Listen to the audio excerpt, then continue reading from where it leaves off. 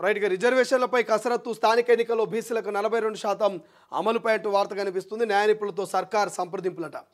ఇక ఏజీతో పంచాయతీరాజ్ శాఖ ఆఫీసర్ల భేటీ, 2 రోజుల్లో లీగల్ ఒపీనియన్ ఇవ్వనున్న ఏజీ.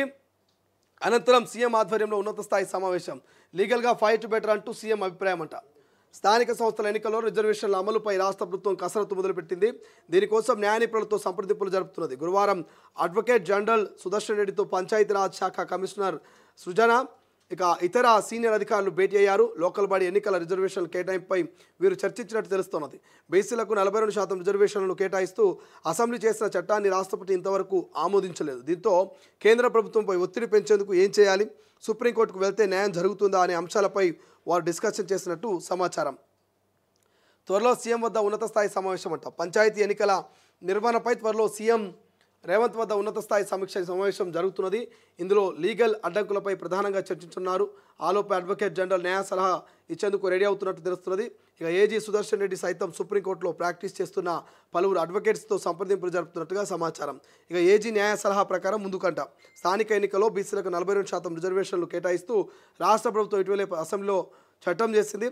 రిజర్వేషన్లు పెంపు అంశం కేంద్ర పరిధిలో ఉండడంతో గవర్నర్ ఆ చట్టాన్ని ఢిల్లీకి పంపించారు. కానీ దానిపై కేంద్రం ఇంతవరకు ఎలాంటి నిర్ణయం తీసుకోలేదు. చట్టాన్ని ఆమోదించడం కోసం న్యాయపరంగా ఎలాంటి పోరాటం చేయాలనే అంశంపై డిస్కషన్ నడుస్తుందట. అంటే మీకు తెలుసు, మీ అందరికీ తెలుసు, స్థానిక ఎన్నికలపైన చర్చ జరుగుతున్నది గత కొన్ని రోజుల నుంచి కూడా.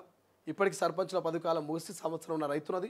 హైకోర్టు కూడా సీరియస్ అయ్యి 3 నెలల గడువు ఇచ్చింది. సెప్టెంబర్ 30 లోపల మీరు ఏమైనా చేసుకోండి, స్థానిక సంస్థల్లో అంటే సర్పంచ్ ఎన్నికలు పెట్టాలని చెప్పింది, ఒక డెడ్ లైన్ పెట్టింది. సో ఇక్కడ సర్పంచ్ ఎన్నికలకు మరి ఏమేమి అడ్డం వస్తున్నాయంటే, ఒకటి 42% ఈ రిజర్వేషన్ అనేది ఒకటి అడ్డం వస్తున్నది. మీరు ఏమైనా చేయరు కానీ ఇచ్చిన మాట నిలబెట్టుకోనని బీసీ సంఘాలు డిమాండ్ చేస్తున్నాయి. మరి ఈ స్థానిక సంస్థలో 42% టికెట్లన్నీ కూడా బీసీలకు ఇవ్వాల్సినటువంటి అవసరం ఉన్నది. ఈ 42% రిజర్వేషన్ ఎట్లా అమలు చేయాలంటే రాజ్యాంగబద్ధంగా అమలు చేయాలని బీసీలు డిమాండ్ చేస్తున్నారు. మాకు మీ పార్టీల పరంగా 42% టికెట్లు వద్దు, విద్య, ఉద్యోగ, రాజకీయాల్లో 42% రాజ్యాంగబద్ధంగా మాకు అమలు కావాలని మొండి పట్టుబట్టిరు బీసీ నేతలంతా కూడా. ఇక ఏం చేయాలి? ఓవైపు ఇటు అసెంబ్లీలో ఆమోదం పొంది గవర్నర్ నుంచి ఢిల్లీకి పంపించారు. ఢిల్లీలో రాష్ట్రపతి దగ్గర ఉన్నది ఆ బిల్లు.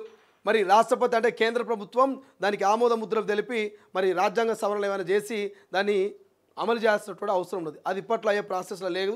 అసలు రాష్ట్రపతి మరి దాని మీద ఏమైనా యాక్షన్ తీసుకుంటాడా లేదా సంతకం పెడతాడా లేదా అనేది టైం పట్టేటువంటి ప్రాసెస్ కనిపిస్తున్నది. సో ఇప్పుడు రాష్ట్ర ప్రభుత్వం ఏం చేస్తున్నది, ముఖ్యమంత్రి ఏం చేస్తున్నాడు, ఈ 3 నెలల గడువులో ఈ పంచాయతీ ఎన్నికల్లో 42% రిజర్వేషన్ ఎట్లా అమలు చేయాలి?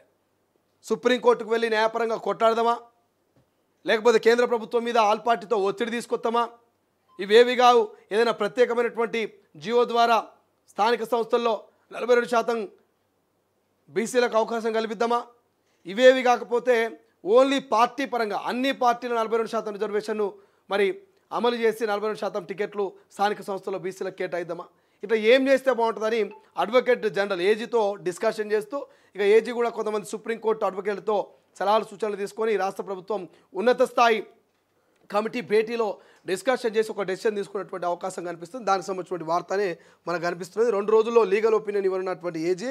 అనంతరం సీఎం ఆధ్వర్యంలో ఉన్నత స్థాయి సమావేశం. ఇక లీగల్ ఫైట్ బెటర్ అంటూ సీఎం అభిప్రాయపడుతున్నారట. మరి ఏం చేస్తారు ఏం కథ అనేది మనకు 2-3 రోజులు అయితే తెలుస్తుంది. బట్ స్థానిక సంస్థల్లో మాత్రం 42% రిజర్వేషన్ ఇచ్చి తీరాల్సింది అనేది మరి రాష్ట్ర ప్రభుత్వం ఒక మొండి పట్టుబడినట్టుగా తెలుస్తోంది. రైట్, ఇంకో వార్త ఇక్కడ. ఇవన్నీ వార్తలు చదవాలంటే నాకు సిగ్గు అనిపిస్తూ ఉంది.